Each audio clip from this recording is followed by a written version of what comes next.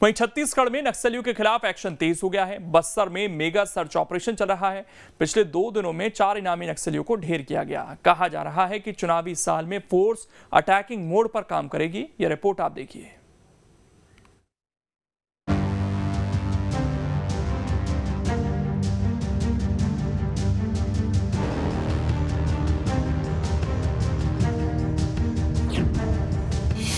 नक्सलियों के खिलाफ मुहिम तेज।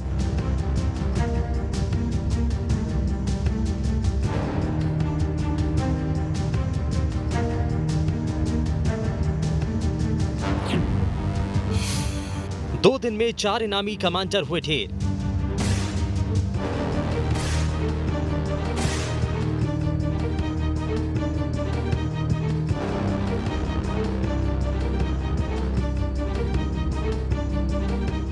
अरनपुर की घटना के बाद बस्तर में सुरक्षा बलों की चौकसी बढ़ गई है।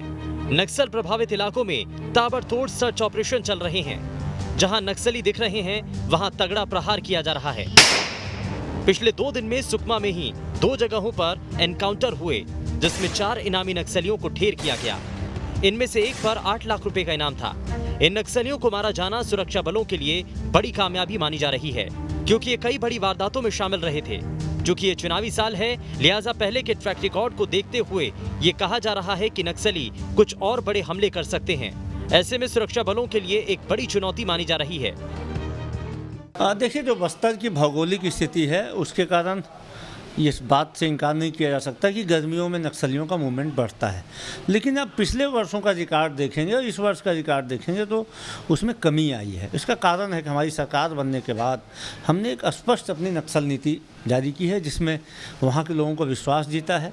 विश्वास, विकास, सुरक्षा के मूल मंत्र हमारी सरकार काम कर रही है और इसका सुखद परिणाम सामने आ रहा है। केंद्रीय गृह मंत्री खुद बोल के गए हैं कि छत्तीसगढ़ में नक्सलवाद में कमी आई है। देखिए, नक्सली मूवमेंट, नक्सलवाद की समस्या चुनौती तो है, लेकिन भारत की सरकार भी, केंद्र की सरकार भी पूरी सहायता कर रही है।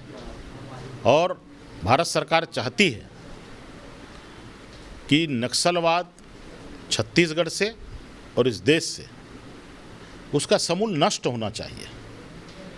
भारत सरकार की इच्छा शक्ति है। भारत सरकार ने सारे संसाधन भी प्रदेश को दिए हैं और हमारे जवानों की लगातार उसमें शहादत भी हो रही है।